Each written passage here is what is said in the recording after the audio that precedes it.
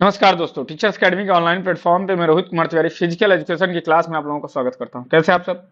उम्मीद करते हैं आप सब बढ़िया होंगे, स्वस्थ होंगे, मस्त होंगे। सभी लोग आ जाएं, फिर अपने क्लास की शुरुआत करते हैं। जल्दी जल्दी सभी लोग आ जाएं, जितने भी लोग हैं सारे लोग आ जाएं, फिर अपने क्लास की शुरुआत करते हैं। जल्दी से आ जाएं भाई।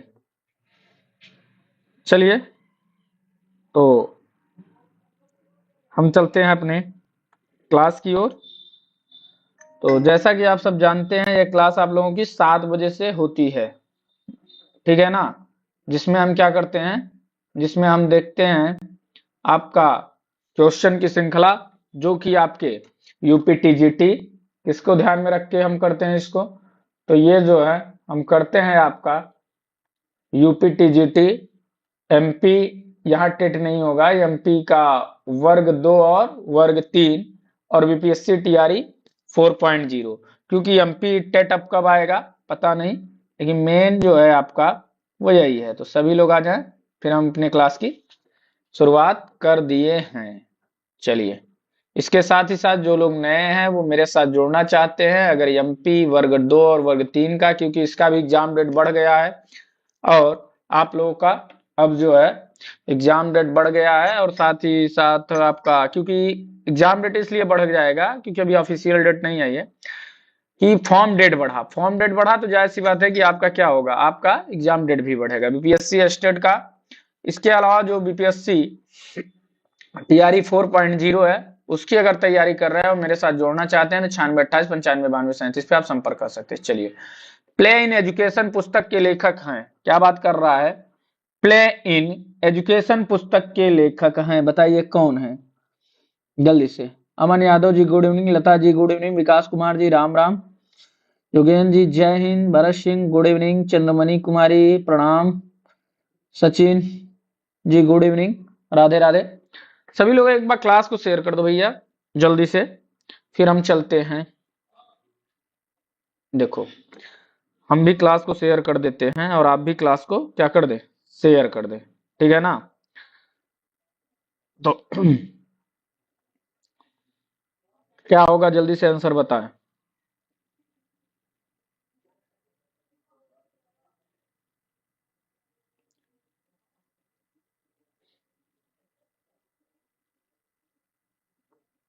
बताइए क्या होगा आंसर। प्ले इन एजुकेशन, तो याद रखना रविन्द्रनाथ टैगोर, जीडी सोंधी, जोसेफ ली, महात्मा गांधी। तो याद रखना जोसेफ ली, किसको? जोसेफ ली को हम क्या कहते हैं? प्ले इन एजुकेशन पुस्तक के लेखक बोलते हैं, याद रखना। अगर मैं बात करूं जीडी सोंधी के विषय में, गुरुदत्त सोंधी के विषय में, तो जीडी सोंधी को हम क्या कहते हैं? गुरुदत्त सोंधी को, जीडी सोंधी को हम क्या कहते हैं? जल्दी से बताओ, जीडी सोंधी को हम क्या कहते हैं? बताओ जल्दी से। जेडी सोंधी के विषय में आप और क्या जानते हो? जीडी सोंधी कौन थे,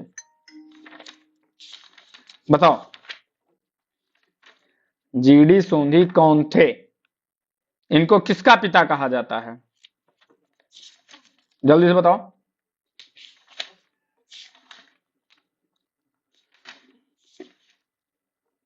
बिल्कुल, गुरुदत्त सेंधी की अगर बात करें, जीडी सोंधी की बात करें, तो इनको हम एशियन खेल का जनक कहा जाता है। मतलब जो एशियन गेम हुआ है, उस एशियन गेम का क्या इनको कहा जाता है? इनको जो है एशियन गेम का जनक कहा जाता है। इनको फादर ऑफ एशियन गेम कहा जाता है। इनको जो है, अगर बात करोगे जीडी सोंधी को, तो इन्होंने के ही प्रयास से आपका जो एशियन गेम हुआ था, जो कि प्रथम एशियन गेम 1951 में हुआ था, वह इन्हीं की अध्यक्षता में हुआ था, ठीक है ना? याद रखना। चलो,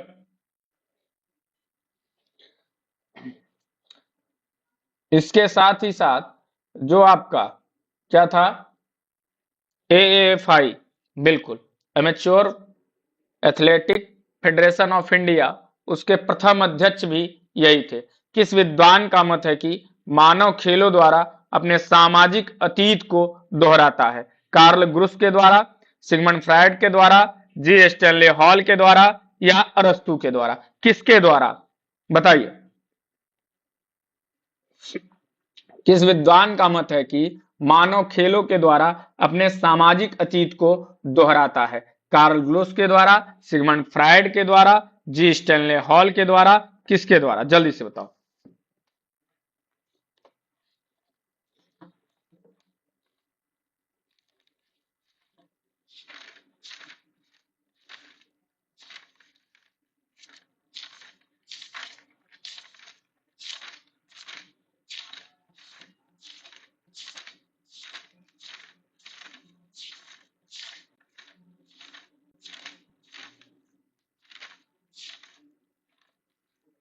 तो देखो, अगर मैं बात करूं तो यह बात किसने कहा है? जी स्टेनले हॉल। जी स्टेनले हॉल ने क्या कहा था? जी स्टेनले हॉल ने कहा था कि मानव जो होता है वह क्या करता है? खेलों के द्वारा अपने जो भी सामाजिक अस्तित्व हैं, उन सामाजिक अस्तित्वों का क्या करता है? वह जो है अपने सामाजिक अस्तित्वों का क्या करता है? वह अतीत को दोहराता है। यह बात किसने कही थी? यह बात आपके जी स्टेनले हॉल ने की थी। अब अगर मैं बात करूं कार्ल ग्रुस ने क्या कहा था? जैसे अगर मैं बात करूं तो कार्ल ग्रुस ने एक वर्ड बोला था, नए जीवन की अवस्था। नए जीवन की अवस्था किसने कहा था? तो याद रखना, नए जीवन की अवस्था जो है यह आपकी किसने कहा था? यह आपके कार्ल ग्रुस ने कहा था। जी स्टेनले हॉल ने एक चीज और कही थी। वह क्या कहा था? आंधी तूफान, प्रबल तनाव, दबाव और संघर्ष की अवस्था। किसके लिए बोला था? तो यह बोला था आपके जो आपकी क्या नाम है, आपके जो एडोलेसेंस होती है, किशोरावस्था होती है, उसके लिए इन्होंने क्या कहा था? इनका यह कथन जो है बहुत फेमस है। क्या? आपका आंधी तूफान, प्रबल तनाव, दबाव और संघर्ष की अवस्था हम कहते हैं किशोरावस्था को। यह भी जी स्टैनली हॉल को कहा जाता है, याद रखना। ठीक है, चलो अगले क्वेश्चन की ओर चलते हैं। हमारा अगला क्वेश्चन क्या कह रहा है? निम्न में से किस सिद्धांत के अनुसार खेलों के द्वारा से पेंटअप इमोशन को त्यागा जाता है? बताओ, निम्न में से किस सिद्धांत के अनुसार खेलों के द्वारा से पेंटअप इमोशन को त्यागा जाता है?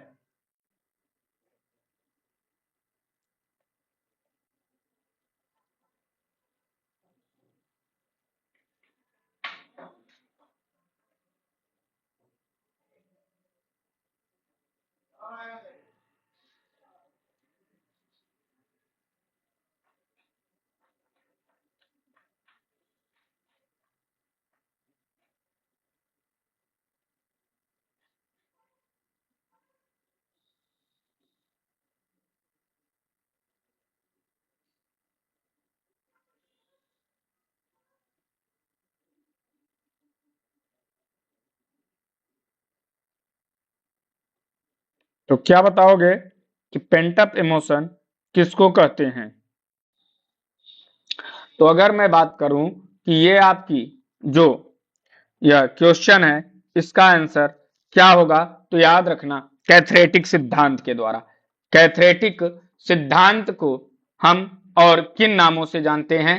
कैथरेटिक सिद्धांत को हम और क्या क्या जानते हैं? जल्दी से बताओ। कैथरेटिक सिद्धांत के जनक कौन है, यह भी बताओ, क्योंकि बहुत सारी चीजें होती हैं। क्या एक ही क्वेश्चन से आपके बहुत सारे क्वेश्चनों का क्या होता है? बनता है। एक ही क्वेश्चन से इतने सारे क्वेश्चन बन जाते हैं कि पूछो मत। और ये सारे किससे हैं? ये सारी चीजें हैं खेलों के सिद्धांत से। और खेलों के सिद्धांत से आपके बहुत सारा क्वेश्चन बनता है, याद रखना।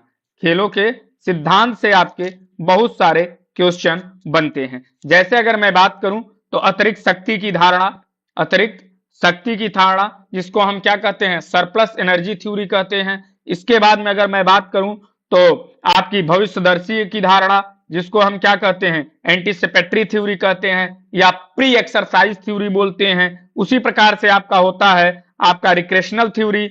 हाँ, उसी प्रकार से आपका क्या होता है? आपका होता है पुनः अवलोकन की धारणा जिसको हम बोलते हैं। उसी प्रकार से कैथरेटिक सिद्धांत होता है, विरेचन सिद्धांत होता है, जिसके प्रवर्तक कौन है? अरस्तु महोदय हैं। अब अलग अलग सिद्धांतों के अलग अलग लोगों ने प्रतिपादन किया, अलग अलग सिद्धांत को अलग अलग लोगों ने प्रतिपादित किया है, याद रखना। जैसे अगर मैं बात करूं आप लोगों को कि कैथरेटिक सिद्धांत, तो कैथरेटिक सिद्धांत को किसने दिया, तो याद रखना यह पूछा जाता है, डायरेक्ट क्वेश्चन पूछता है, यहां से एक क्वेश्चन आपको जरूर आएगा। तो कैथरेटिक सिद्धांत की जब बात करेंगे तो कैथरेटिक सिद्धांत किसने दिया है, अरस्तु ने दिया है, याद रखना। उसी प्रकार से अगर मैं बात करूं मनोरंजन का सिद्धांत, तो मनोरंजन का सिद्धांत में याद रखना आप Kemps Patrick, GD W Patrick और केम्स को याद रखोगे तो ये केम्स और जीडी डब्ल्यू पैट्रिक को नहीं पूछेगा, वो एक नया ऑप्शन देगा जिसको बोलते हैं लेजारस। तो याद रखिएगा लेजारस, इसको 3 लोगों ने दिया था, किसने, लेजारस, लॉर्ड केम्स और क्या, जीटी जीटी डब्ल्यू पैट्रिक। तो ये आपके क्या हैं, ये आपके मनोरंजनात्मक सिद्धांत। तो आपसे जब क्वेश्चन बनाएगा ना भाई, जब क्वेश्चन बनाएगा ना तो वहां पे लॉर्ड केम्स और जीडी डब्ल्यू पैट्रिक सबको याद होता है, लेजारस कोई नहीं याद रखता। तो याद रखना अगर वो थोड़ा सा घुमाना चाहेगा तो ऑप्शन में लेजारस को दे देगा और आप कंफ्यूज हो जाओगे, याद रखना। मनोविश्लेषणात्मक सिद्धांत की बात करें तो इसको तो सभी जानते हो और इसको तो कई बार मैंने बताया भी है कि सिगमंड फ्रायड को हम क्या कहते हैं, मनोविश्लेषण का सिद्धांत की बात करते हैं जब भी तो क्या होता है, सिगमंड फ्रायड। और फिर आता है क्या आपका, फिर आता है आपका पुनरावृत्ति का सिद्धांत या आपका पुनः अवलोकन का सिद्धांत भी बोलते हैं। तो पुनरावृत्ति का सिद्धांत या पुनर्अवलोकन की सिद्धांत की जब भी बात करें तो इसको किसने दिया था, तो याद रखना स्टैनली हॉल ने। अब स्टैनली हॉल अगर आप सब जानते हो, अब स्टैनली हॉल न देके फिर क्या दे देगा, विलियम वुंट को दे देगा, याद रखना विलियम वुंट, जिनको हम क्या कहते हैं, जिनको हम आधुनिक मनोविज्ञान का पिता कहते हैं। क्या कहते हैं, आधुनिक मनोविज्ञान का पिता। आधुनिक मनोविज्ञान का पिता हम किसको कहते हैं, विलियम वुंट को कहते हैं, याद रखना। स्टैनली हॉल जो है यह पुनरावृत्ति की धारणा दिए थे, विलियम वुंट ने दिया था, याद रखना। अब इनके कई ऐसे हैं जिनके उपनाम भी होते हैं। जैसे अगर मैं बात करूं आप लोगों से कि आपका जैसे कि भविष्यदर्शी की धारणा, एक और लिख लेना यहां, भविष्यदर्शी की धारणा। भविष्यदर्शी की धारणा की जब भी हम बात करेंगे तो इसको हम और किन नामों से जानते हैं, तो याद रखना इनको हम पूर्वाभ्यास अथवा तत्परता के सिद्धांत से भी जानते हैं, याद रखना क्या, पूर्वाभ्यास अथवा तत्परता के नाम से, तत्परता के नाम से भी जाना जाता है, याद रखना, ठीक है ना। एक बहुत ज्यादा पूछता है सरप्लस एनर्जी थ्योरी। तो सरप्लस एनर्जी थ्योरी किसने दिया था, हर्बर्ट स्पेंसर ने दिया था, याद रखना, किसने, हर्बर्ट स्पेंसर ने दिया था, याद रखना इस बात को, ठीक है ना।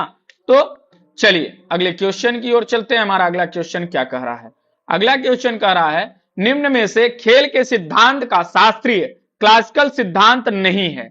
खेल के सिद्धांत का शास्त्रीय क्लासिकल सिद्धांत नहीं है, कल्चरल एपिपोज थ्योरी, प्रैक्टिस थ्योरी, मनोरंजन सिद्धांत, कैथरेटिक सिद्धांत, बताओ क्या होगा।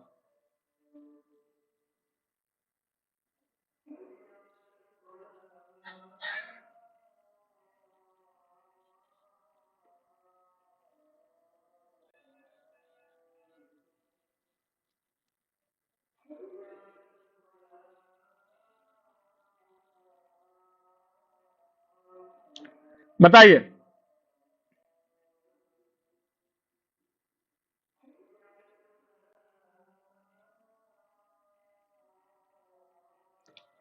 तो कौन सा क्लासिकल सिद्धांत नहीं है, कैथरेटिक सिद्धांत जो है, कैथरेटिक थ्योरी जो है यह आपकी क्लासिकल सिद्धांत नहीं है। अब अगर मैं बात करूं, बार बार कैथरेटिक सिद्धांत की बात आ रहा है, इसको हम क्या बोलते हैं, विरेचन सिद्धांत भी बोलते हैं। क्या? विरेचन सिद्धांत।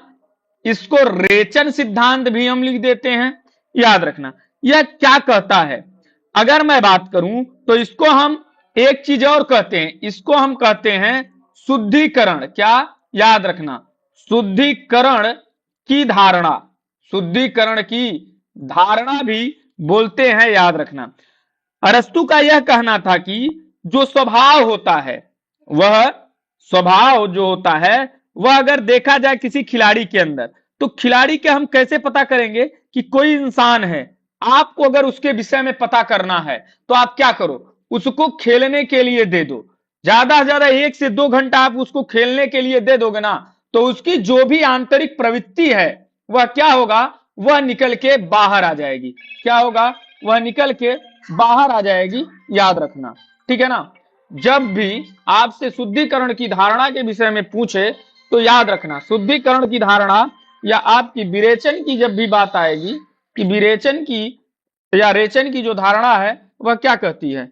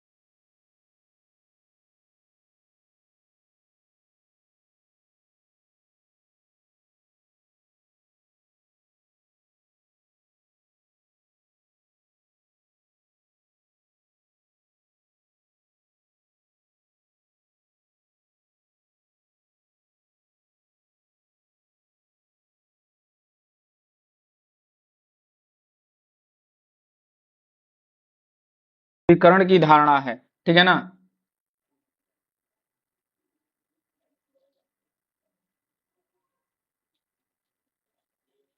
विकास कुमार, भैया खेल थ्योरी अलग होती है और आपकी जो विरेचन या कैथरेटिक सिद्धांत, सॉरी सॉरी सॉरी, हाँ हाँ हाँ, आप सही बोले कि अगर मैं बात करूं कि विरेचन या सॉरी यही चीज होगा, खेल थ्योरी नहीं है, उसको खेल थ्योरी हम नहीं बोलते।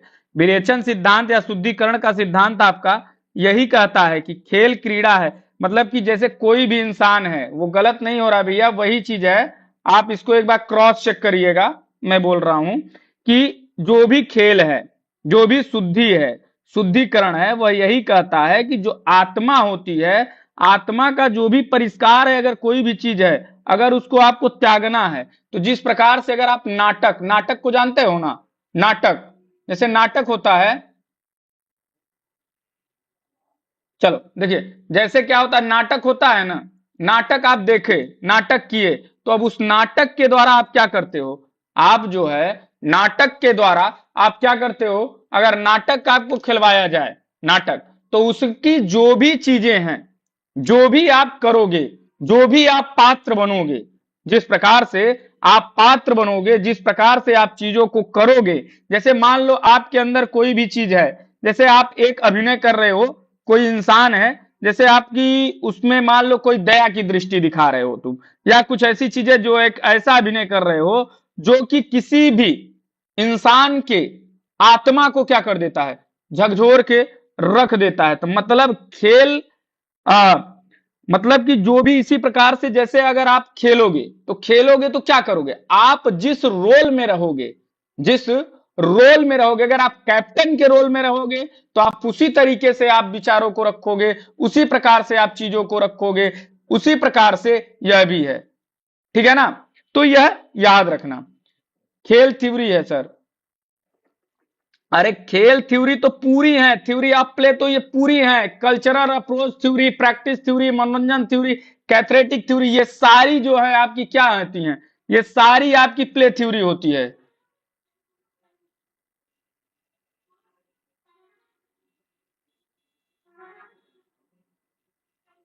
ठीक है ना। खेल थ्योरी आपका, प्ले थ्योरी तो आपकी सब है, cultural approach theory, practice theory, मनोरंजन थ्योरी आपकी, इसके अलावा आपका जो आपका theory of surplus energy, theory of इसका बाद में प्री एक्सरसाइज थ्योरी, इसके अलावा आपका जो होता है रिक्रेशनल थ्योरी आपकी, इसके अलावा जो रेसिप्रोकल थ्योरी होती है, जो आपका कैथरेटिक थ्योरी होती है, जो आपका सोशल थ्योरी होता है, हाँ, ये जितनी भी चीजें हैं ये सारी चीजें हैं। लेकिन अगर बात करो खेल ही जीवन की धारणा जब जाते हो, क्या खेल ही जीवन की धारणा, जिसको जॉन डीवी ने दिया था, खेल ही जीवन की धारणा, इसका और इसका, इन दोनों का ज्यादातर क्या है, चीजें समान आपको देखने को मिलेंगी। यहां पे बस आप ये पढ़े होंगे कि यहां पे नाटक, आप किताबों में ये देखे होंगे नाटक, नाटक या खेल मतलब वही चीज कि आप जिस प्रकार से अभिनय कर रहे हो, खेल का मतलब कि अभिनय आप किस प्रकार से कर रहे हो, किस तरीके से आप कर रहे हो, ठीक है ना, उसी प्रकार से चीजें होंगी, आप जैसा अभिनय करोगे उसी प्रकार से चीजें होंगी, ठीक है ना, तो ये याद रखना, समझ में आया, उसी प्रकार से वो चीजें होती हैं, इसी को हम कहते हैं क्या, खेल ही जीवन की थ्योरी। सेम उसी प्रकार से इसमें क्या कह दिया जाता है, इसमें यह कह दिया जाता है कि मनुष्य की जो प्रकृति होती है, जो उसके अंदर की प्रकृति होती है, वह जो है, अगर आप क्या करोगे कि अगर मान लो कि कोई इंसान है, वह कहने का मतलब कि वह क्या करता है, जीवन को क्या मानता है, केंद्र, जीवन इसमें क्या होता है, इसमें जो जीवन होता है वह उसका क्या होता है, सेंटर होता है, सेंटर में वह अपने आप को क्या रखता है, अपने लाइफ को क्या करता है, वह सेंटर में रखता है, और यह जो भी सेंटर जो है वह सारी चीजें किस पर आधारित होंगी, वह सारी चीजें खेल पर आधारित होंगी, किस पर आधारित होंगी, खेल पर आपके आधारित होंगी। जिस प्रकार से अगर मैं बात करूं, कोई जीव हो तो वह क्या करेगा, मनुष्य की प्रकृति के रूप में क्या करेगा, वह उस चीज के लिए तत्पर रहेगा, मतलब जो वृद्धि में उसकी तत्परता होगी वह किसमें देखने को मिलेगी, वह उसके खेल में देखने को मिलेगी, जो भी उसकी वृद्धि होगी उसकी तत्परता किसमें आपको देखने को मिलेगी, उसके आपके खेल में देखने को मिलेगी। यह होता है खेल का सिद्धांत, याद रखना, दोनों में यह डिफरेंस है, ठीक, समझ में आया। चलो अगले की बात करते हैं, अगला हमारा क्या कहता है, अगला कह रहा है खेलों के सिद्धांत को चार्ल्स डार्विन के अस्तित्व के संघर्ष सिद्धांत से प्रेरित किसने बताया, चार्ल्स डार्विन ने, जॉन डीवी ने, वॉन सेलर ने, कार्ल ग्रुस ने, यूस लिखा हुआ है यहां, ग्रुस कर लेना। क्या कह रहा है, खेल के सिद्धांतों को चार्ल्स डार्विन के अस्तित्व के संघर्ष का सिद्धांत, अस्तित्व के संघर्ष के सिद्धांत से प्रेरित किसने किया है,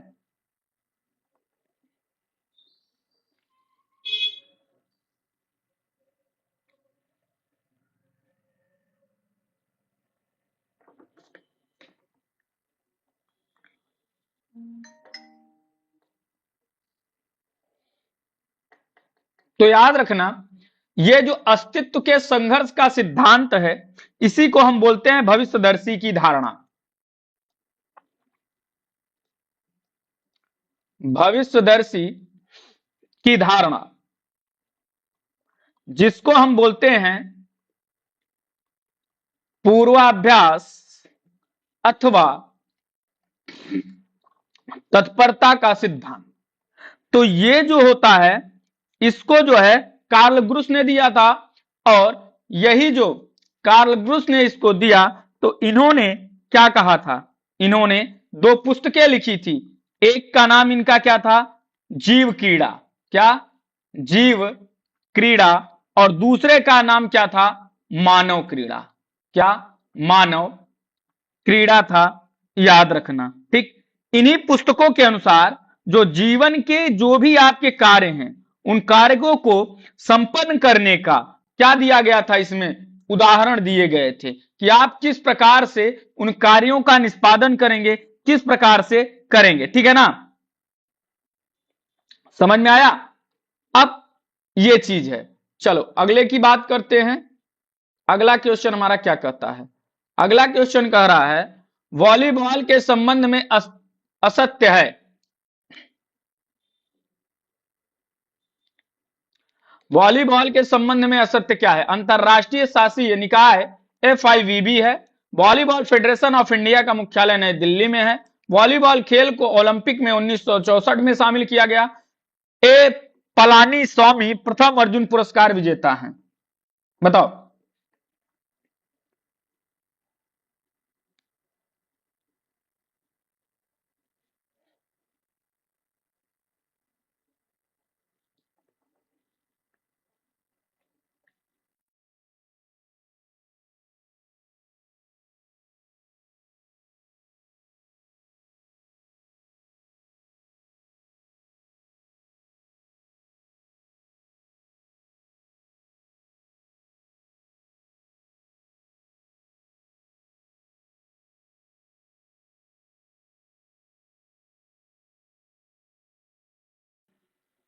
देखो, तो अगर मैं इसकी बात करूं तो इसमें कौन सा होगा?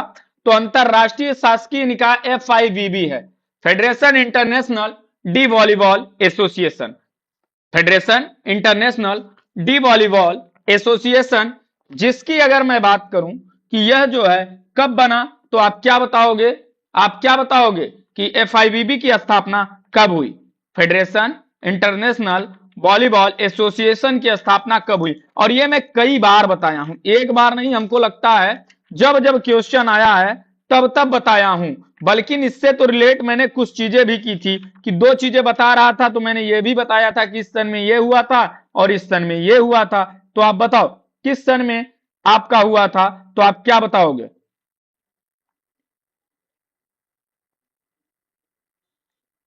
तो FIVB, तो याद रखना जिस साल देश आजाद हुआ था उस साल हमने क्या खेला था? वॉलीबॉल। तो 1947 में।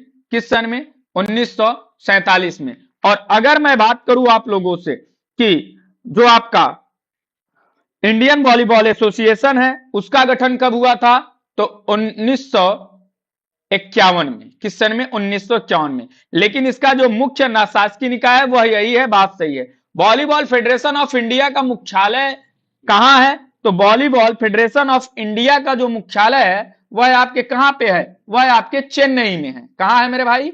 तो वॉलीबॉल फेडरेशन का मुख्यालय जो है यह दिल्ली में न होके मेरे भाई कहां पे है? यह है आपके चेन्नई में। और चेन्नई में किस जगह पे है? तो क्या बताओगे? जवाहरलाल नेहरू स्टेडियम। कहां पे? जवाहरलाल नेहरू स्टेडियम में। ठीक है मेरे भैया। चलो, वॉलीबॉल खेल को ओलंपिक में 1964 में शामिल किया गया था। तो बिल्कुल बात सही है कि इसको जो है वॉलीबॉल को 1964 में ओलंपिक में शामिल किया गया। और एशियन गेम में कब शामिल किया गया? तो मैंने बताया है तीसरे एशियन गेम, मतलब 1958 में क्या किया गया? इसको जो है आपका इसको जो है कहां शामिल किया गया था? एशियन गेम में शामिल किया गया था, याद रखना। पहले अर्जुन पुरस्कार विजेता कौन थे? ए पलानी स्वामी ही थे। अब प्रथम द्रोणाचार्य पुरस्कार की अगर मैं बात कर लूं कि प्रथम द्रोणाचार्य पुरस्कार कौन पाया था, तो प्रथम द्रोणाचार्य पुरस्कार ए रमन्ना राव पाए थे, याद रखना। कौन? ए रमन्ना राव। ठीक, तो याद रखना ये चीजें। तो इसमें से गलत क्या है? इसमें से जो गलत है ना वो कौन सा है? वह है आपका answer number B, Volleyball Federation of India का मुख्यालय नई दिल्ली में है, याद रखना। ठीक है ना? समझ में आया? तो इस प्रकार के क्वेश्चन बनते हैं। अब इसमें से देखो, अब जो क्वेश्चन आएंगे इसी प्रकार से कि वॉलीबॉल के विषय में आपको कितना नॉलेज है, एक ही क्वेश्चन में वो क्या कर लेगा? आपके सारी जानकारी को ले लेगा। तो अब क्वेश्चन इसी प्रकार से बन रहे हैं, याद रखना है। भी वॉलीबॉल के सर्वप्रथम खेल नियम किस संस्थान ने तैयार किए? NIS ने, YMCA ने, साई ने, LNIP ने? बताओ।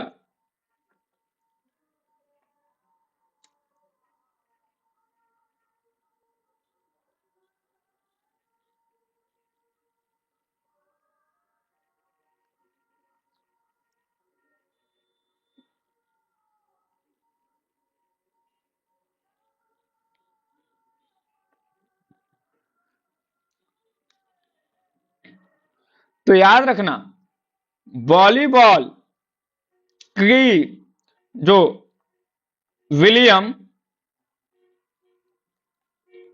जी मॉर्गन। किसने?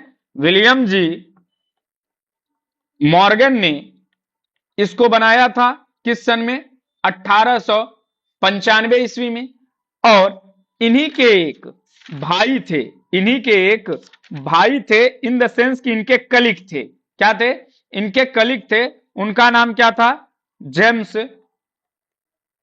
नाइस्मिथ। इन्होंने बास्केटबॉल को, किसको? बास्केटबॉल को 1891 में बनाया था। तो ये और ये दोनों कलीग थे और एक ही कॉलेज में थे, स्प्रिंगफील्ड कॉलेज, और जिसको बाद में क्या वाईएमसीए का भी नाम दिया गया, वर्तमान में ये वाईएमसीए।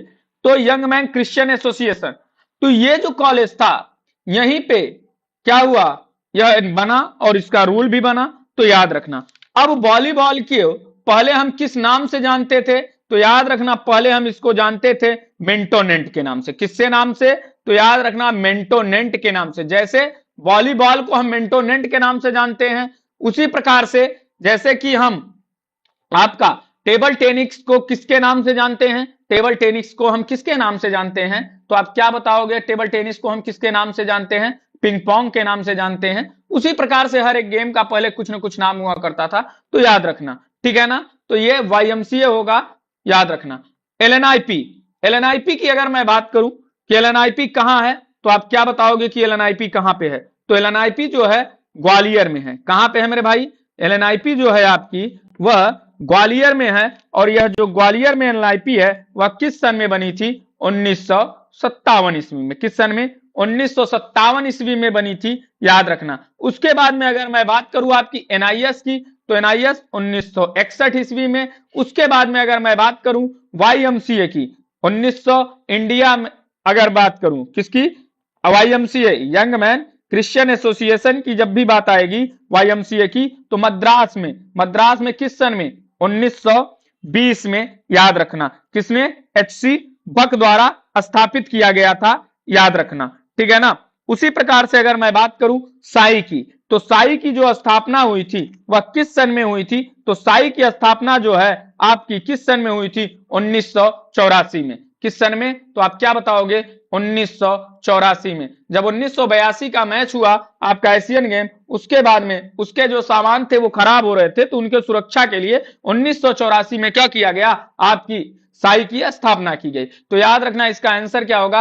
आंसर नंबर बी होगा, याद रखना, ठीक। चलो अगले की बात करते हैं। निम्न में से बास्केटबॉल खिलाड़ी की पोजीशन नहीं है। Point guard, ring forward, power forward, shooting guard. क्या होगा? जल्दी से बता दो।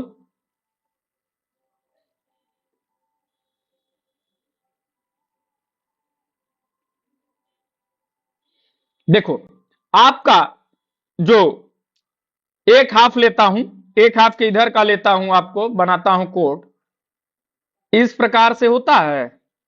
इसके अंदर ये क्या होता है? रिस्ट्रिक्टेड एरिया होता है। ये आपका क्या होता है? रिस्ट्रिक्टेड एरिया होता है। यहां पे क्या होता है? ये रिंग है, परपेंडिकुलर गिराते हैं वहां से और यहां पे बनाते हैं ये।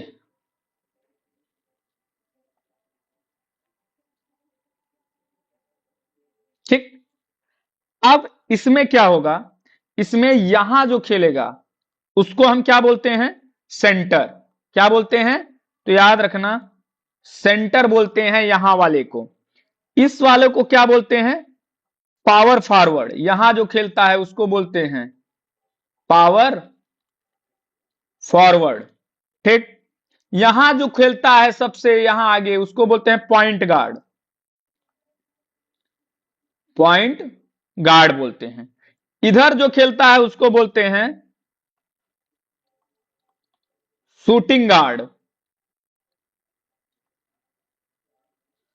और इधर जो खेलता है उसको बोलते हैं स्मॉल फॉरवर्ड।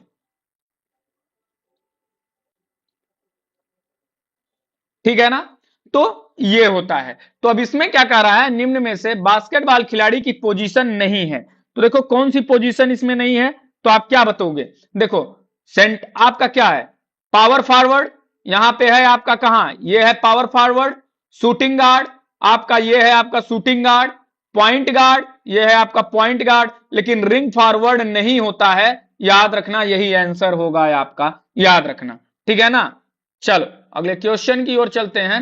हमारा क्वेश्चन क्या, क्योंकि देखो अब रूल में जानते हो मेजरमेंट आप रट्टाफिकेशन वाला रहता है, मेजरमेंट लोग याद कर लेते हैं, लेकिन अब रूल पूछता है, क्योंकि अगर आपको उसको नॉलेज चेक करना होगा तो वो आपका रूल पूछेगा, जिससे कि आपको पता रहे कि हाँ रूल क्या है क्या नहीं है, और प्लेयर का पोजीशन पूछ लेगा, ये सारी चीजें पूछेगा। तो अगला क्वेश्चन कह रहा है कि बास्केटबॉल में ऑफेंस के खिलाड़ी का प्राथमिक लक्ष्य क्या होता है। ऑफेंस मतलब बताओ।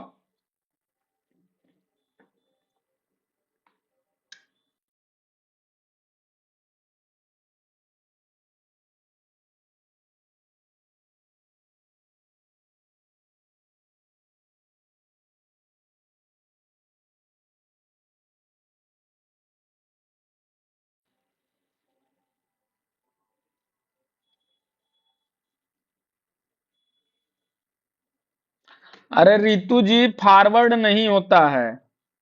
कहाँ फॉरवर्ड है, इसमें फॉरवर्ड है ही कहाँ, इसमें फॉरवर्ड है ही कहाँ, इसमें फॉरवर्ड का ऑप्शन ही नहीं है, तो कहां से आप दे रही हैं। देखिए बास्केटबॉल में ऑफेंस के खिलाड़ी का मेन लक्ष्य क्या होता है, ड्रिबल करना, रिबाउंड करना, पास करना या स्कोर करना। बिल्कुल, बास्केट पे बास्केट मतलब स्कोर करना, ठीक है ना। ड्रिबल करने का मतलब क्या होता है, बॉल जो थपथपाते नहीं हो, वही होता है क्या, वही आपका होता है, क्या होता है, वही होता है आपका ड्रिबल, क्या होता है, वही होता है आपका ड्रिबल होता है, याद रखना, ठीक है ना। रिबाउंड की अगर मैं बात करूं कि रिबाउंड जो होता है, रिबाउंड, वह रिबाउंड क्या होता है, रिबाउंड होता है जैसे आपने गोल का प्रयास किया और बॉल क्या कही गई, और क्या हुआ, बोर्ड में लड़ी और बॉल क्या हो गई, वापस आ गई, बास्केट में नहीं जा पाई, उसको हम क्या बोलते हैं, रिबाउंड करना, ठीक। अगर मैं बात करूं पास की, तो पास क्या होता है, एक व्यक्ति से दूसरे व्यक्ति तक जो बॉल आप पहुंचा देते हो उसी को हम क्या कहते हैं, उसी को हम पास बोल देते हैं, याद रखना। चलो अगले की बात करते हैं, ट्रायल एंड एरर मेथड, प्रयास व त्रुटि के सिद्धांत पर बल कौन देता है, यथार्थवाद, उपयोगितावाद, प्रकृतिवाद या आदर्शवाद, बताओ। अब ये बात अगर हम करें तो ये आपका फिलॉसफी का सब्जेक्ट हो जाता है आपके, किसका, ये आपके फिलॉसफी का सब्जेक्ट हो जाता है। तो बताओ क्या होगा,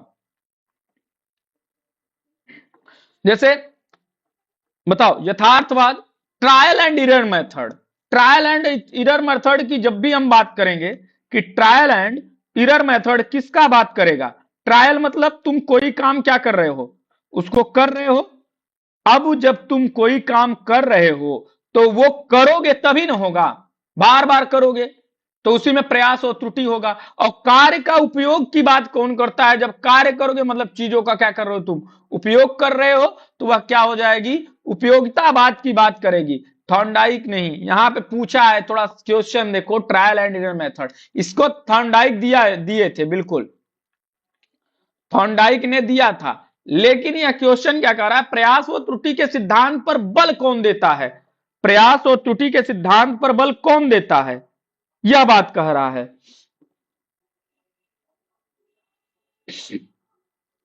अरे भाई बी पॉजिटिव,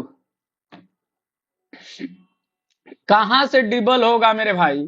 ऑफेंस के खिलाड़ी का प्राथमिक लक्ष्य क्या होता है, प्राथमिक लक्ष्य भाई गोल करना होगा, उसको बास्केट करना होगा, ना कि भाई ड्रिबल करना होगा। ड्रिबल क्यों करेगा वो, आप मैच खेलते हो, तो मैच जब खेलते हो तो क्या करते हो, मैच खेलते हो मेरे भैया, तो मैच खेलने में आपका क्या होता है, रन बनाना होता है या बॉल को केवल टच करना होता है।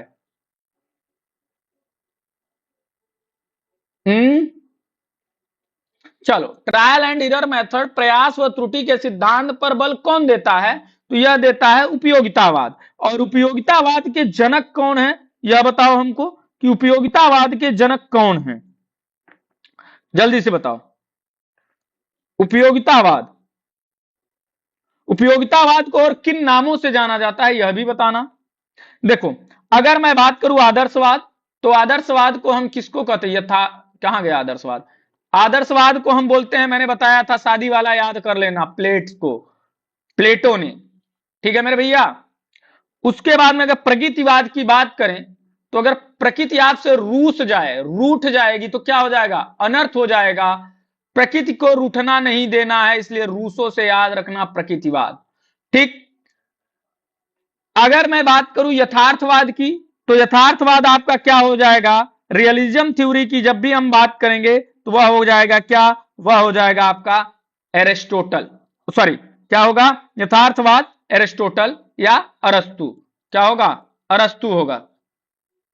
हाँ। अगर मैं बात करूं उपयोगितावाद, तो उपयोगितावाद का और दूसरा नाम क्या होगा? तो याद रखना, इसको हम बोलते हैं व्यवहारवाद। व्यवहारवाद। और क्या है? व्यवहार में परिवर्तन ही तो लर्निंग है। व्यवहार में परिवर्तन ही तो लर्निंग है। तो याद रखना, इसको व्यवहारवाद बोलते हैं। इसको हम प्रयोगवाद भी बोलते हैं। क्या बोलते हैं? प्रयोगवाद भी बोलते हैं। याद रखना। इसको किसने दिया था? इसको दिया था जॉन डीवी ने। ठीक।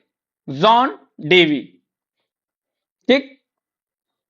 डीवी से याद रखना, बीबी, बीबी तुम्हारा क्या करती है? उपयोग करती है।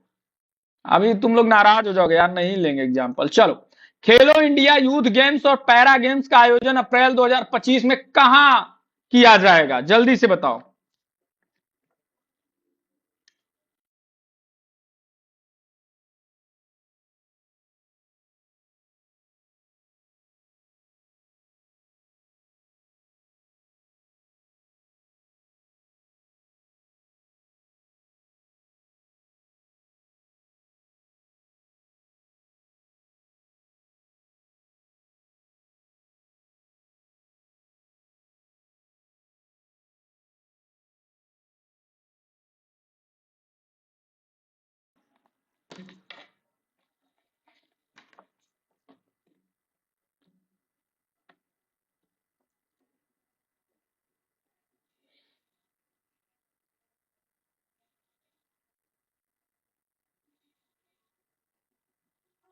तो याद रखना कहां पे होगा मेरे भाई?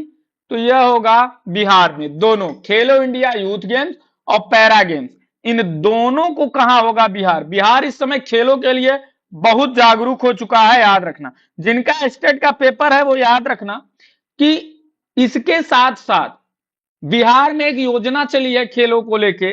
कौन सी योजना? मसाल योजना। क्या? मसाल योजना चली है, जो कि अंडर 40 और अंडर 60 के बच्चों को क्या करना? आपको पोडियम फिनिश तक ले जाना, मतलब कि ग्रॉस रूट टैलेंट को खोजना उसका मुख्य उद्देश्य है। तो यह भी याद रखना, यह भी किससे है? तो वह भी बिहार से ही है। अगर पूछ लेता है कि मसाल योजना, क्योंकि यह सबसे बड़ी योजना है अब तक की खेल के क्षेत्र में, सबसे बड़ी योजना कोई है तो वह यही है। याद रखना। ठीक है ना?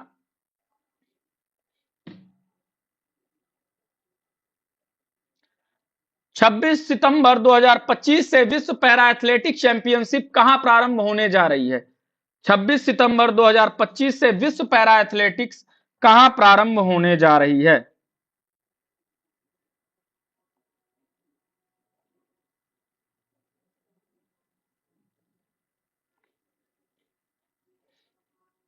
26 सितंबर 2025 से विश्व पैरा एथलेटिक्स चैंपियनशिप कहां प्रारंभ होने जा रही है? कहां प्रारंभ होगी या कहां होगी?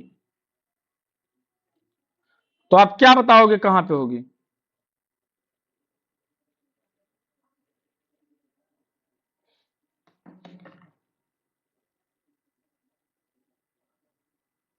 तो कहां बताओगे कहां पे होगी वह?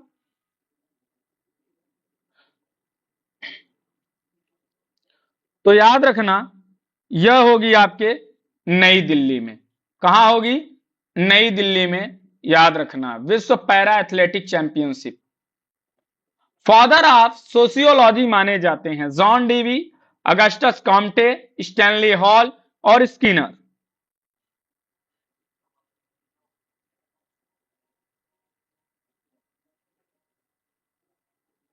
क्लास को लाइक करो भाई।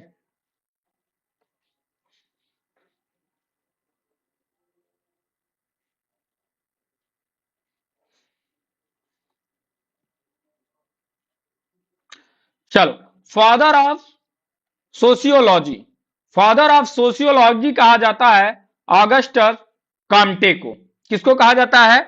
ऑगस्ट कॉम्टे को क्या कहा जाता है? फादर ऑफ सोशियोलॉजी कहा जाता है, याद रखना, ठीक है ना। चलो, स्किनर को हम किसका जनक कहते हैं, जल्दी से बता दो तो अच्छा। इसी बात पे अब चलते चलते, निम्न में से अंतर्मुखी व्यक्तित्व के गुण नहीं हैं। सामाजिकता, मितभाषी, आदर्शवादी, एकांतवासी। बताओ क्या होगा?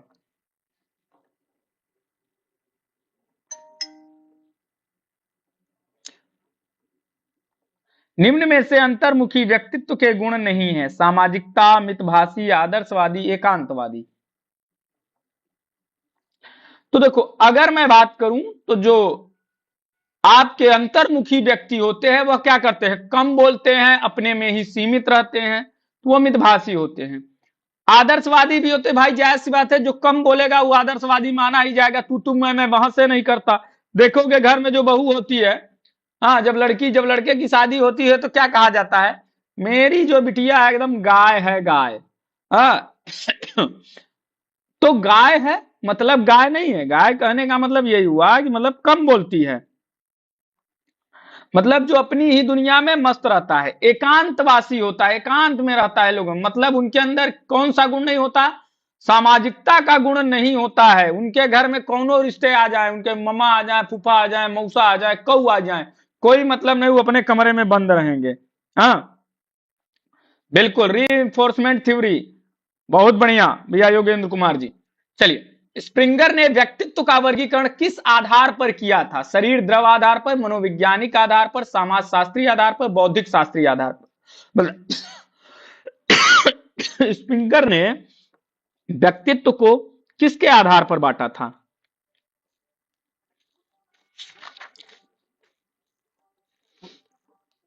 तो देखो, अगर मैं बात करूं तो सबका अलग अलग है। जैसे अगर मैं बात करूं आप लोगों से कि सेल्डन, हिपोक्रेटस, तो व्यक्तित्व की बात जब भी आ जाएगी तो यह किस शब्द से बना है, तो इसकी उत्पत्ति किस शब्द से हुई है? तो याद रखना, इसकी उत्पत्ति जो है, उत्पत्ति जो है इसकी किससे हुई है? लैटिन भाषा से। और लैटिन भाषा के किस शब्द से हुई है? तो याद रखना, परसोना से। परसोना का मतलब क्या होता है? तो याद रखना, मास्क होता है या मुखौटा होता है, याद रखना। अब अगर मैं बात करूं आपकी कि व्यक्तित्व का वर्गीकरण अलग अलग लोगों ने अलग अलग तरीके से किया है। अगर शरीर द्रव के आधार की अगर जब भी हम बात करेंगे तो यहां पे शरीर द्रव के आधार पर यह किसने मतलब वर्गीकृत किया है? तो यह आपके हेपो हेपोक्रेटस ने किया है। किसने किया है? हेपोक्रेटस ने किया है, याद रखना। उसके बाद में अगर मैं बात करूं आप लोगों की कि जो आपका मनोवैज्ञानिक आधार की बात करें कि मनोवैज्ञानिक आधार पर किसने किया है, तो मनोवैज्ञानिक जिसको हम साइकोलॉजिकली टाइप की अगर मैं बात करूं तो आपका यह किया है जुंग ने। किसने किया है? जुंग महोदय ने किया है। और इसी जुंग ने तीन भागों में बांटा है। कौन कौन सा? इंट्रोवर्ट, एक्सट्रोवर्ट और एम्बीवर्ट। ये तीन प्रकार से जुंग ने बांटा है, याद रखना, ठीक। उसके बाद में समाज शास्त्री के आधार पर जब भी हम बात करेंगे कि सामाजिक कार्यों के अनुसार किसने बांटा है, तो यह बांटा है आपके स्प्रिंगर ने। किसने बांटा है? स्प्रिंगर ने बांटा है इसको। और स्प्रिंगर ने क्या क्या दिया है? इन्होंने 6 प्रकार बताए। कितने प्रकार बताए? 6 प्रकार आपके बताए हैं। वह कौन कौन सा है? पहला होता है कॉग्निटिव, मतलब ज्ञान प्रधान। क्या होता है? ज्ञान प्रधान होता है। दूसरा की बात करें, ज्ञान है तो क्या होगा? सौंदर्य प्रधान, यह महिलाएं ज्यादा होती हैं, सौंदर्य प्रधान, ठीक है ना। फिर अर्थ प्रधान, ये तो पुरुष ही होगा क्योंकि पैसा कमाने का काम उसी का है, हाय पैसा करता रहता है, पुरुष प्रधान। फिर क्या है? राजनीति प्रधान, इसमें तो दोनों आजकल सक्रिय चल रहे हैं। हाँ, अच्छे अच्छे मास्टरों की जो है आजकल क्या कर दिए हैं, मास्टर भी आजकल राजनीति में आ गए हैं। एक बहुत बड़े हमारे मास्टर साहब गए थे, बेचारे हार गए। हाँ, उनके साथ हमारी थोड़ा सा सिंपैथी भी है। उनको जनता को थोड़ा सा समझना चाहिए, पढ़े लिखे लोगों को थोड़ा सा वोट वोट देना चाहिए। हाँ, बेचारे गए थे टीचिंग का प्रोफेशन छोड़ के वहां, और वहां भी आप लोगों ने हरा दिया उनको। फिर है आपके धर्म प्रधान। धर्म प्रधान, धर्म प्रधान कौन? जो आजकल भैया कुंभ चल रहा है, वह धर्म प्रधान इन द सेंस जो भाई प्रभु हाथ जोड़ के विनम्र निवेदन है कि अब प्रयागराज को छोड़ दो। इतना अमृत है, इतना अमृत आप लोगों ने यूज कर लिया कि अब ये स्थिति है कि हालत खस्ती हो गई है। लोगों का क्या हो गया है, हालत खस्ती हो गई है। लोग घरों में नजरबंद हो गए हैं, वहां के जो लोकल हैं। बताइए, जाम है, जो बेचारे बाहर पड़े हैं वो घर जाना चाह रहे हैं, अपने घर नहीं जा पा रहे हैं ट्रेन की वजह से। तो कृपया करके अब प्रयागराज का अमृत खत्म हो गया है, और फिर इसलिए छोड़ ही दीजिए। और प्रयागराज में इतने बड़े कुंभ में निकल के क्या आया, 4 लोग निकल के आए थे, और चारों को आप जानते ही हो। अगला होता है आपका समाज प्रधान। समाज प्रधान, ठीक। तो ये आपके क्या हैं, यह आपके इसके प्रकार हैं, याद रखना। अब अगर मैं बात करूं आपको कि प्रेसी के प्रधानता के अनुसार पे किसने बांटा था, कि आपको कि जो आपका या हम ये कह लें कि शरीर के गठन के आधार पर किसने क्लासिफाइड किया था। तो शरीर के गठन के अनुसार, शरीर के आकार के अनुसार, ढांचा के अनुसार, बॉडी कंपोजिशन के अनुसार, इन सब के अनुसार किसने बांटा था। तो याद रखना, सेल्डन ने। किसने? सेल्डन ने। अब इस सेल्डन में कुछ भी पूछा जा सकता है कि किसने, शरीर के आकार के अनुसार भी पूछा जा सकता है, ढांचा के अनुसार भी पूछा जा सकता है, बॉडी कंपोजिशन के अनुसार भी पूछा जा सकता है, स्वभाव के अनुसार भी पूछा जा सकता है कि किसने वर्गीकृत किया है। तो यह सारी चीजें सेल्डन ने वर्गीकृत किया है, याद रखना। इनका जो ये आधार है, इसको इन्होंने, इसको क्या कहा जाता है, उसको कहा जाता है सोमैटोटाइप। यह भी पूछा जा सकता है, सोमैटोटाइप किसने वर्गीकृत किया। तो सोमैटोटाइप आपके सेल्डन ने ही वर्गीकृत किया। अब इसमें यह भी पूछा जाएगा कि एंडोमॉर्फिक क्या है, मेसोमॉर्फिक क्या है, और एक्टोमॉर्फिक क्या होता है। एंडोमॉर्फिक, मेसोमॉर्फिक और एक्टोमॉर्फिक क्या है, यह भी पूछा जा सकता है मेरे भाई। हाँ, अरे हम समझ सकते हैं कितना भीड़ है। कोचिंग में पता चलता है किसी किसी दिन कुछ टीचर जो बाहर से आते हैं वो बेचारे पढ़ाने ही नहीं आ पाते हैं। हाँ, इतना जाम रहता है, निकलते हैं सुबह, पहुंचते हैं शाम को। हाँ, किस वैज्ञानिक को फादर ऑफ कॉन्स्टिट्यूशनल साइकोलॉजी कहा जाता है। और याद रखना, कैस्मर और सेल्डन ये यूपीटीजीटी के सब सिलेबस में है, तो यहां से क्वेश्चन जरूर पूछेगा। बताओ मेरे भाई क्या होगा। अगर मैं बात करूं आप लोगों से कि किस वैज्ञानिक को फादर ऑफ कॉन्स्टिट्यूशनल साइकोलॉजी कहा जाता है,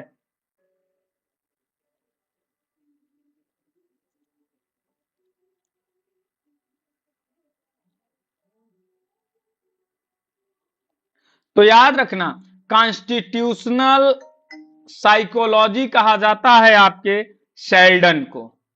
किसको कहा जाता है? शेल्डन महोदय को कॉन्स्टिट्यूशनल साइकोलॉजी भी कहा जाता है, याद रखना, ठीक है ना। अब अगर मैं बात कर लूं कि शेल्डन ने जो मॉडल दिए थे, तो उसको याद कैसे रखोगे, मैंने बताया था, सलाद खाओ, अंडा खाओ, मांस खाओ, एक्टिव रहो। अब इन्होंने कौन सी गणना लिखी थी? तो 1 to 7, 1 से लेके 7 तक। अब इसमें क्या होगा, जिसका मात्रा ज्यादा मतलब 7 होगा, मतलब वह उसी प्रकार का व्यक्ति होगा। जैसे अगर मैं बात करूं, कोई व्यक्ति है मान लो, सपोज दैट, अब वह किस प्रकार से पेशीय प्रधान है, या वह आपका मोटापा से ग्रसित वाला है, या किस प्रकार का है, हम यह कैसे पता करेंगे, या दुबला पतला है। इसके लिए इन्होंने क्या दिया, 1 to 7 पैमाना लिया, और इन्होंने क्या दिया, एंडोमॉर्फिक,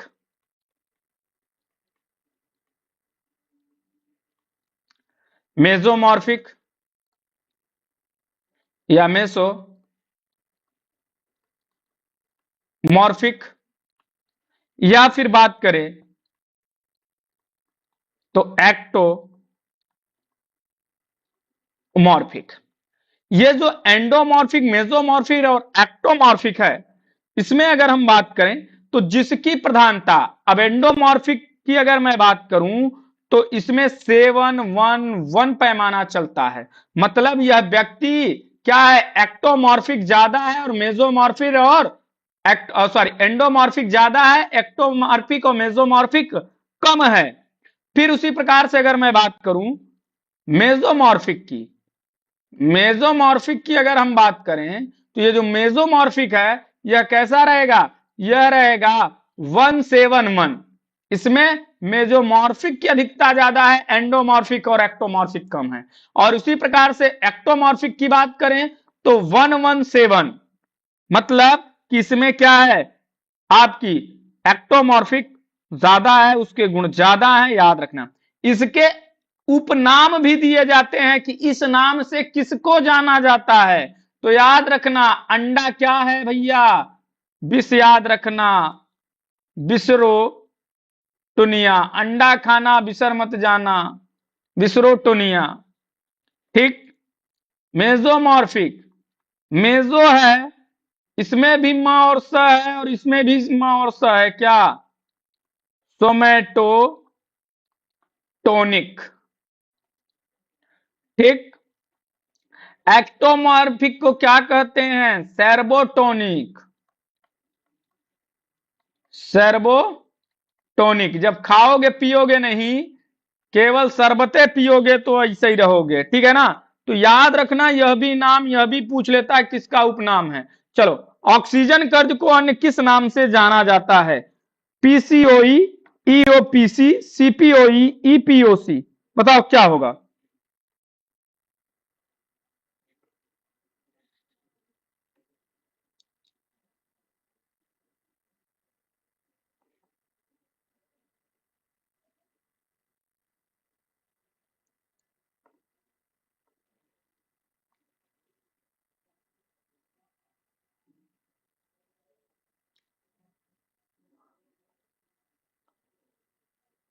चलो, बात करें अगर हम ऑक्सीजन कर्ज की, कि ऑक्सीजन कर्ज को और हम किस नाम से जानते हैं, तो आप ऑक्सीजन कर्ज को और किस नाम से जानते हो, जल्दी से बता दो। ऑक्सीजन कर्ज को आप किस नाम से जानते हो।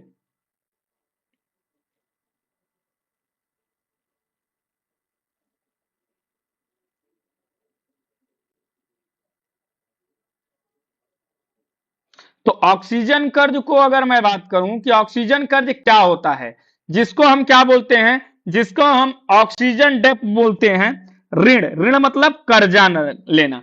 कर्जा लेने का मतलब यह है कि जब तुम एक्सरसाइज करते हो तो एक्सरसाइज करते समय जितना तुम्हारा सामान्य अवस्था में तुमने क्या किया, जितना आपको ऑक्सीजन लेना है उतना तो ले ही लिया, उसके बाद भी अधिक ऑक्सीजन लिया ना, तो वही है कि जब तुम अब व्यायाम जब खत्म करोगे, आराम करोगे, तो उस समय तुमने क्या लिया, कुछ और हवा ली, कुछ और ऑक्सीजन ग्रहण किया। तो वही जो होता है क्षतिपूर्ति काल के दौरान जो उपयोग की गई O2 की मात्रा होती है, जो सामान्य अवस्था की मात्रा से अधिक होती है, उसी को ही हम क्या कहते हैं, ऑक्सीजन डेबिट कहते हैं, याद रखना। इसकी खोज किसने की थी, तो इसकी खोज जो की थी वो किए थे एबी हिल ने। किसने, एबी हिल ने किया था, और किस सन में, 1922 में किया था, याद रखना। ठीक। अगर मैं बात करूं कि इसको और किस नाम से जानते हैं, तो इसको कहते हैं excess post exercise oxygen consumption. क्या कहते हैं, ईपीओसी। क्या बोलते हैं, ईपीओसी, ईपीओसी, जिसका फुल फॉर्म होता है excess post, excess post exercise oxygen, oxygen consumption.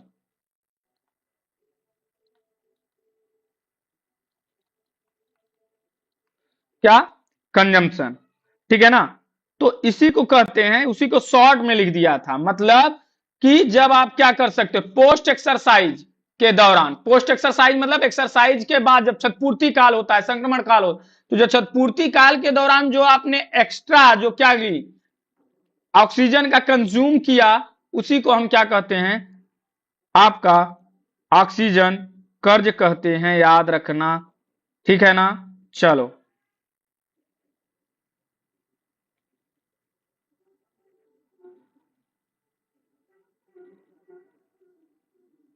अगर मैं बात करूं कि इसको नापने के लिए आप कौन से उपकरण का उपयोग करते हो, या किस यंत्र के द्वारा इसको हम क्या करते हैं, नापते हैं, तो क्या बताओगे, बाइस्कल आर्गोमीटर।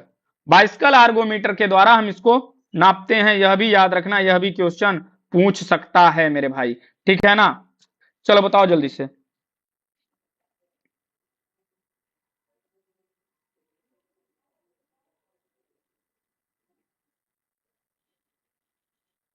चलिए, निम्न में से असत्य कथन को चिन्हित कीजिए। द्वितीयक वायु अक्सर अधिक अवधि वाली क्रियाओं में महसूस होती है।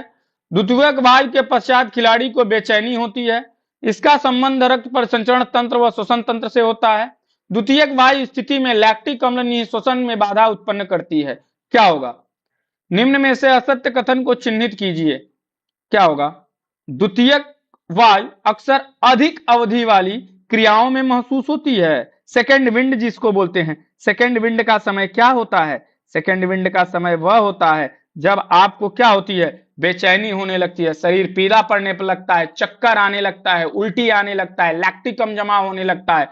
ये सब जब चीजें होने लगी मतलब आपका क्या हो गया, सेकेंड विंड वाला फेज आ गया, याद रखना, ठीक है ना।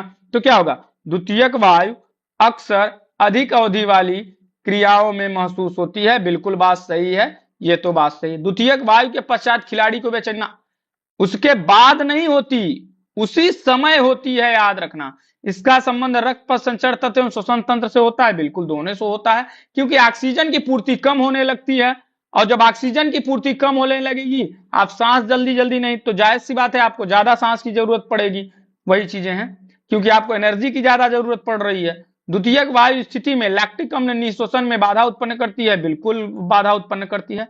तो इसका आंसर क्या हो जाएगा, आंसर नंबर बी हो जाएगा, बाद में नहीं पहले होती है, और मतलब साथ में होती है। अपर्याप्त वार्म अप, लैक्टिक अम्ल का जमाव, ऊर्जा स्रोत में परिवर्तन, सभी अवस्थाएं किस घटक के कारण माने जाते हैं, ऑक्सीजन कर, द्वितीयक वायु, क्रियाबोध, असंतुलित भोजन।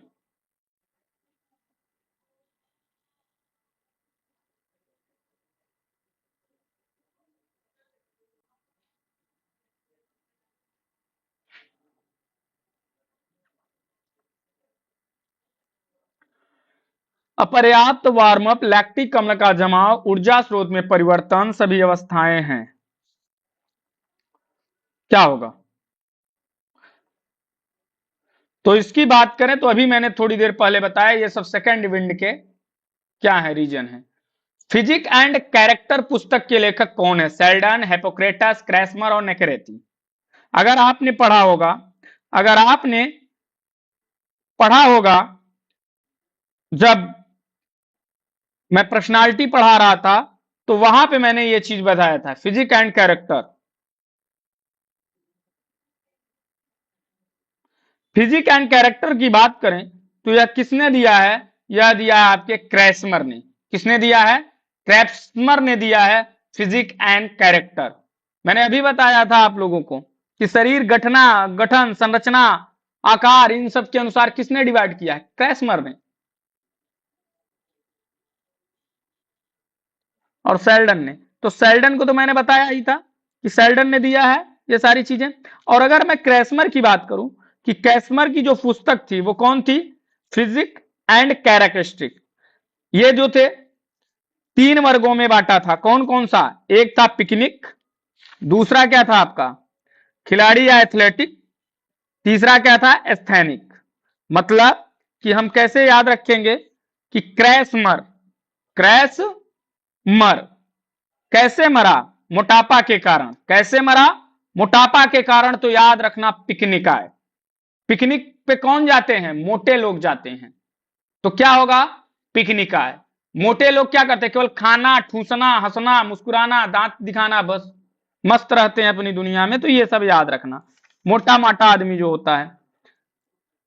अगर मैं बात करूं एथलेटिक की, तो एथलेटिक की जब भी बात आ जाएगी, या कैसे होते हैं, एकदम जैसे क्या होता है कि एथलीट होता है उस तरीके से, चौड़े कंधे, बलशाली, मांसपेशियां मजबूत, ये सारी चीजें, सीना चौड़ा उभरा हुआ, एकदम हिस्ट पुस्ट, एकदम स्मार्ट लड़का, वह होता है एथलेटिक।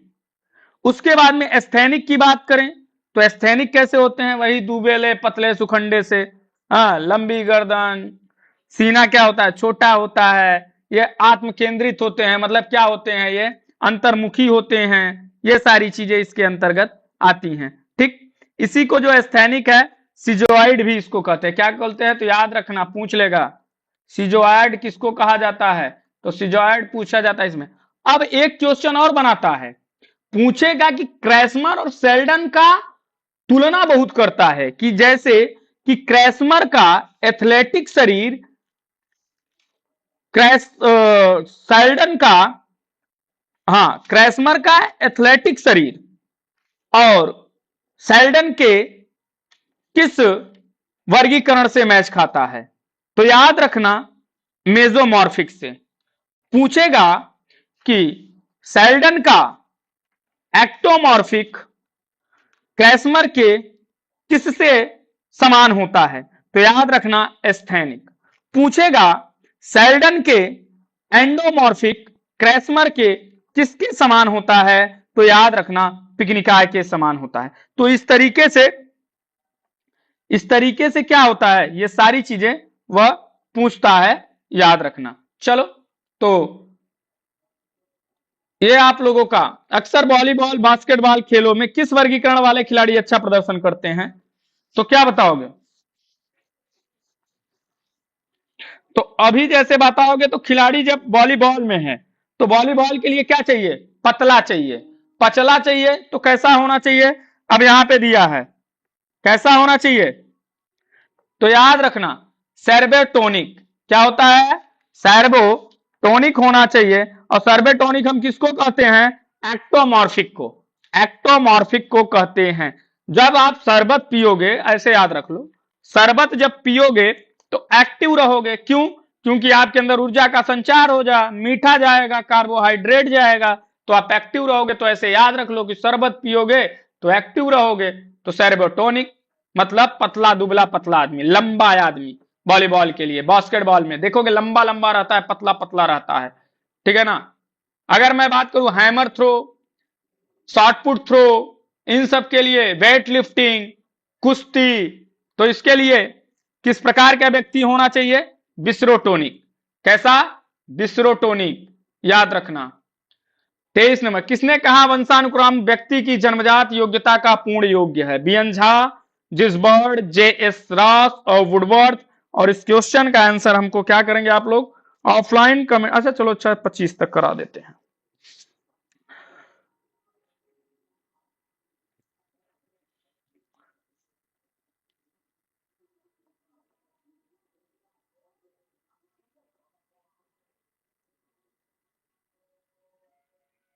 तो क्या बताओगे, बीएन झा। बीएन झा ने कहा था वंशानुक्रम व्यक्ति की जन्मजात योग्यता का पूर्ण योग है। मनुष्य का शरीर असंख्य कोशिकाओं से निर्मित है, परंतु उसका सर्जन एक कोशिका से होता है, जिसे क्या कहते हैं, मतलब कि मनुष्य जो है, आपको कहा जाता है ना, मनुष्यों का जो शरीर है वह क्या होता है, वह बहुत सारी कोशिकाओं से मिलकर बनता है, लेकिन इसमें जो है एक ऐसी चीज होती है जिसके द्वारा उसका सर्जन होता है। तो जिसके द्वारा उसका सर्जन होता है, कोई इंसान बनता है, तो वह क्या होता है, वह होता है जाइगोट। जाइगोट क्या होता है, जब मेल का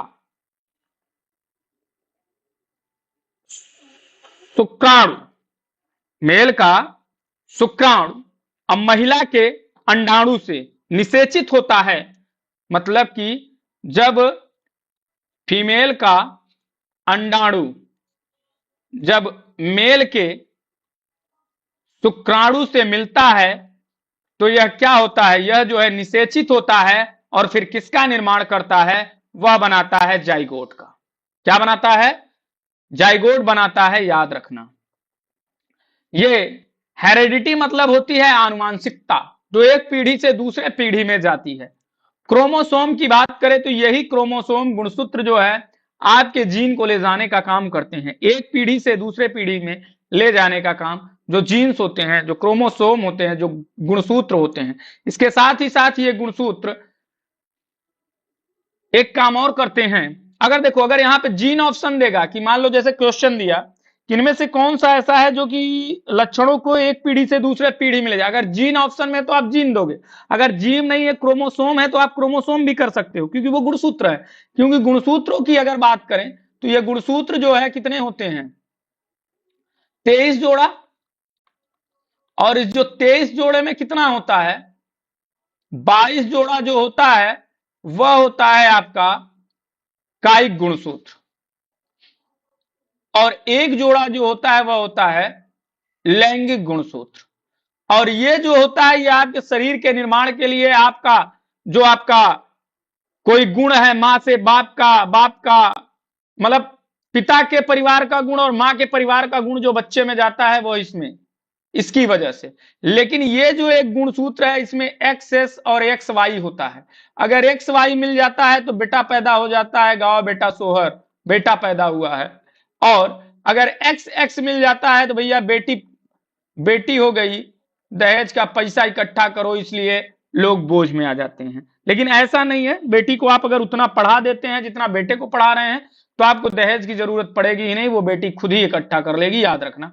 और ये आज आपका आखिरी क्वेश्चन, शारीरिक शिक्षा समग्र शिक्षा प्रक्रिया का एक अभिन्न है, किसने कहा था? इस क्वेश्चन का आंसर हमको क्या करेंगे, आप कमेंट करके देंगे। तो आज की क्लास को यहीं तक रखते हैं, कल फिर आप लोगों से मुलाकात करेंगे, तब तक के लिए लेते हैं विदा। थैंक यू, धन्यवाद, जय हिंद, जय भारत, खुश रहिए, स्वस्थ रहिए, मस्त रहिए और तैयारी करते रहिए। जय हिंद, जय भारत।